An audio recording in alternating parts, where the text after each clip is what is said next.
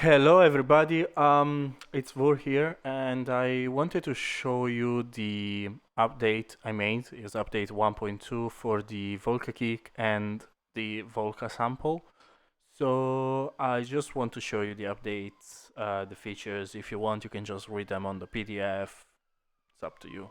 Of course, it's still free to download and feel free to donate. Money from the donation will be used for developing this project further. So without further ado, I will just go on the PDF. I made it into sections, so I think it's more clear to navigate now. I also talk about how to solve the MIDI multi-client issues in Windows.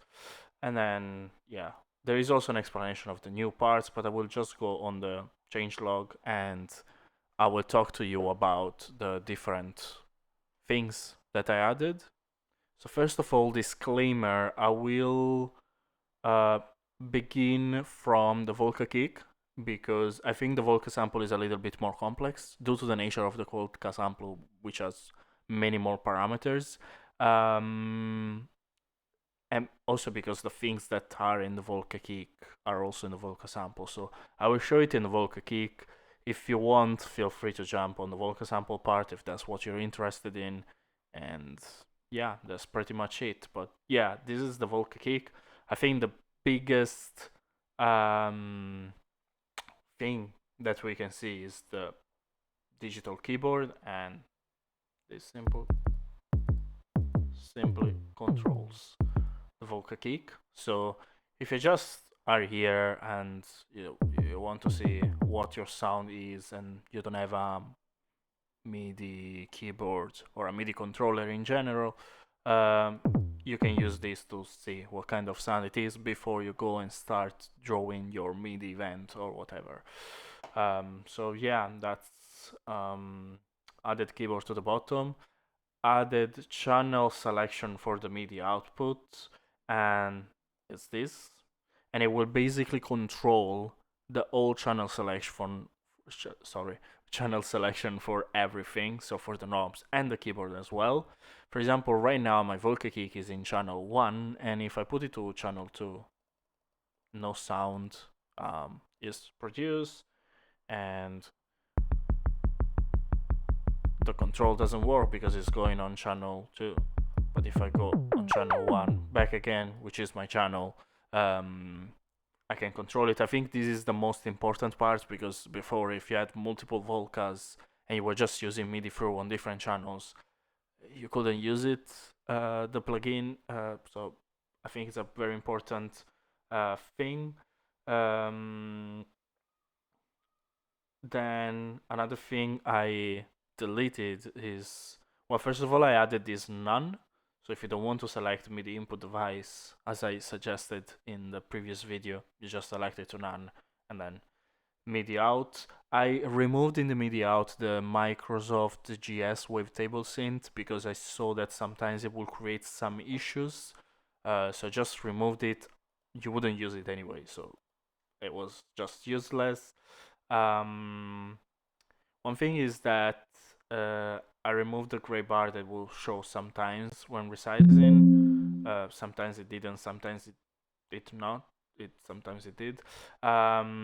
Slight modification to the parameters name. I just took away the underscores. I will just show you real quick. It's this one, yes. More. And yeah, you can see there is no underscore, and this is the same in the Volca sample, so I think it just looks better. And yeah, that's it. And what else? Oh yeah, once a preset is saved or loaded, the file is gonna be like the file location as default. Okay, so this is I believe as it is now is just project specific, so it's not wide Volca kick specific. Um, but yeah, let's say I want to save these. So this is the default page that it opens. Let's say I want to save it in the desktop, whatever. I save it, and now if I do load, it goes on the desktop. So this is very useful if you want to change between presets and so on. It's much more useful like this, and that's pretty much it. The rechannel input doesn't work on the VST, and I think it makes more sense on the Volca sample. So I will show it to you later on the Volca sample. But what basically it does is that the input of your channel, like the input channel, for example, a controller that you have set, by pressing on rechannel input, if for example your MIDI keyboard is on channel 1 but your Volca kick is on channel 2, so you select here channel 2, if you want to control it with your keyboard, you will have to change with the keyboard to channel 2. Let's say you don't want to do this because you're just, I don't know, in a rush or whatever, you can just click this on and it will be basically rechanneled. But again, this doesn't work um, on the DAW version, the VST, simply because you can control the channel. For example, here is in Cubase, so you can control the channel of what you're controlling from there. You don't have to control your keyboard anyway on what channel you're communicating. So that's why it doesn't work. But I will show it better to you in the Volca sample. It makes more sense. But yeah, that's pretty much it for the Volca kick. It's not much, but I think the channel selection is very important, and the MIDI keyboard, the digital MIDI keyboard, I think can be useful. And yeah, you also have these arrows here to change the scale. And yeah, that's pretty much it for the Volca kick. And I will go and show you the Volca sample now. So this is the Volca sample, and again, I will just go through the changelog and I will talk to you and show to you what's the difference. So first of all, I fixed the bug relative to loading preset when one part is soloed. Before it wouldn't work and it would give some issues, and you had to unsolo manually. So what I'm doing right now with the code is that I'm basically unsoloing it and then soloing the part again every time you load a preset, so you don't have to worry about it. Added keyboard to the bottom. I already showed it on the Volca kick, but if you jump to this part of the video, I will show it again. I will just go through this. Added a channel selection for the MIDI output beside the keyboard, and it mainly controls the keyboard because with the Pageant firmware, you have from channel 1 to channel 10. I think it's even without the Pageant firmware, and you control each part. But I think with the Pageant firmware, you can play them chromatically on each part. And there is also a pad section that allows you to almost play it as a drum-like setting, and I will show it to you. It will make more sense. And it's on channel 11 for, again, the Pageant firmware. This is actually a Pageant firmware specific thing. I add the none at the MIDI input and output selection. So if you don't have to select the MIDI input, as I suggested before, it will give issues. You just select MIDI none, and that's it. I removed Microsoft GS Wavetable Synth from the output options because sometimes it will give issues and you wouldn't select it anyway. Slight modification to parameters names. I just removed basically the underscore in the name, so I think it just looks better. Right now, it took me some time, but I think it's good. There was a bug that wasn't, when you were clicking the send button, it was not sending the reverb type and mix values. Now it's working. Again, this pad section, we'll go into it. The small version is because I saw that it was getting very huge, the interface, so I will get back to that in the small version. The Volca Sample 2 controller, there is a beta version basically. If you use a Volca Sample 2 and you try it, please let me know because I don't have a Volca Sample 2, so I didn't try it. That's why it's a beta version. Also, once a preset is saved or loaded, that file location is taken as the default path for loading and saving preset. So I think that's pretty important if you switch between sounds. And then I removed the gray bar that will sometimes show up after resizing. Sometimes it will show up, sometimes not. But I removed that, and I will just show it to you. So this is it. As I said, here you have the none, and the media output doesn't have that Microsoft GS anymore. Let me select media output 2. Let me see. Yes. Okay, I think I will go to. Okay, this memory I think has more different sounds. I think the memory bank one was quite similar between each other. And yeah, as I said, here you have this button, and one is the keyboard section, and the other one is this pad section that is almost as a drum machine like thing. Um, and also it stops you from allowing to change the actual channel. It just does the full channel 11, which is the one where you can actually play as a drum machine the different sounds. Okay, here it just says as the full C3, but it doesn't have to mean that it controls that. I will get into that. Let me first show you this. I also wrote you the part. I think without the Python firmware, you will just be able, whatever note you hit, you will basically have the same notes. But yeah, here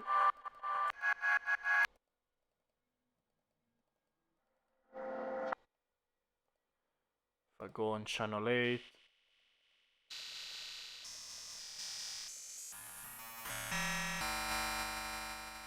I don't know what kind of thing is channel 3.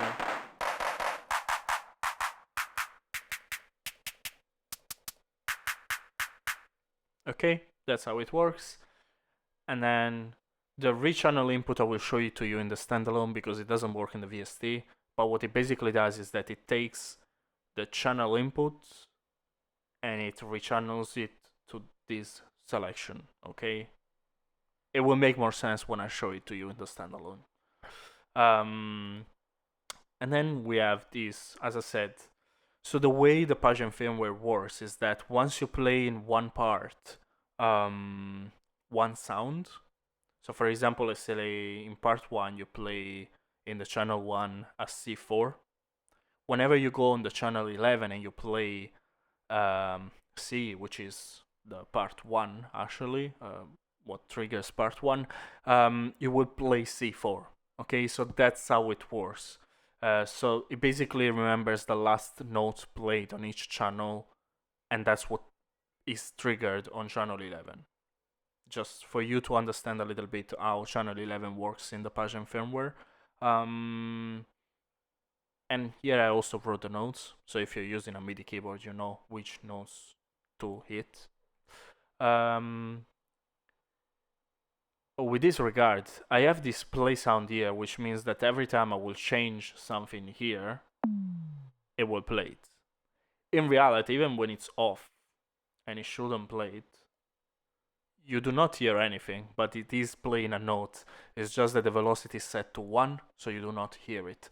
I'm just letting you know because if you are recording and you are changing it while you record, you will have a note with velocity 1 that you might not know how to explain. This is how you explain it basically, because I have to send that signal. I couldn't do otherwise, so I have to send it with velocity 1, and then if play sound is on, I just have velocity 127, so you will just hear it every time I change it, and so on. I wrote C3 as a default, but of course it is not C3, and as of now it doesn't update when you play in the other channels. Might be an idea for a future update, I don't know. Let me show you the small version of the plugin.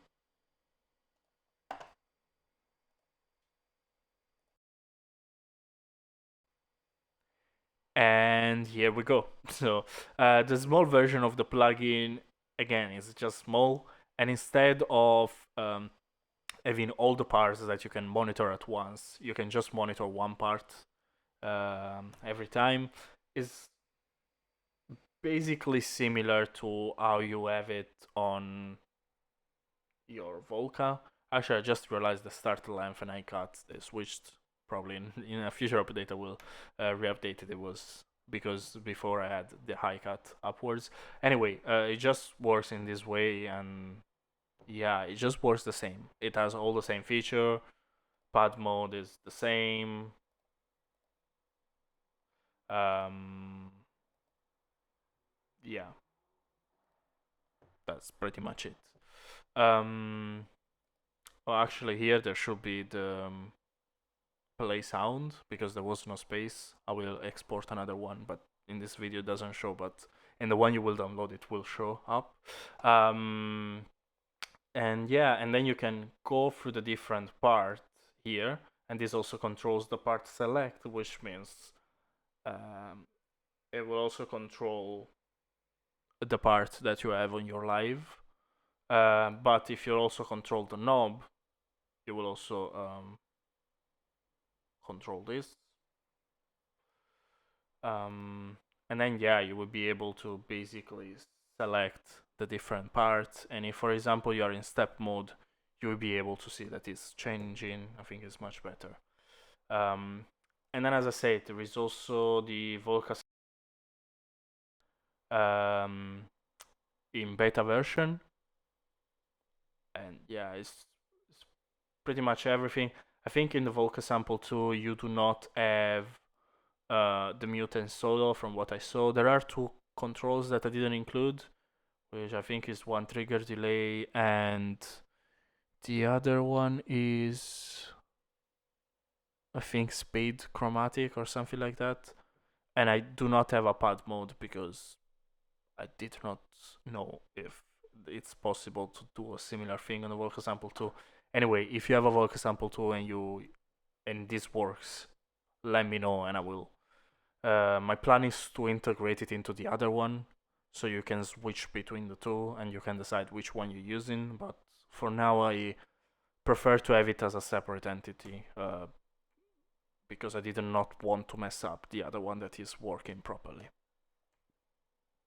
And that's pretty much it. I will I will go to show you the standalone and the rechannel part. I have here the executable version of the core Volca sample, okay? And it's exactly the same, but I will show you this part of the keyboard, what it means, the rechannel input with an example. So right now my machine macro is on channel 1 and that's what it will play on.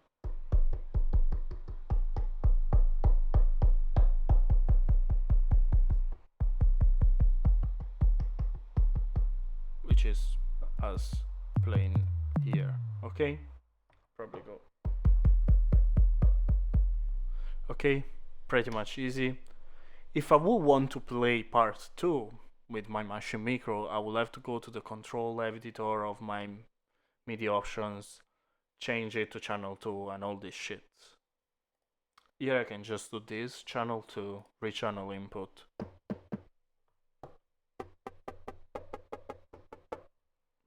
So, right now I'm channel 2, rechannel input. See, I can just play on channel 2 and so on. This means, because it works also in pad mode, it means that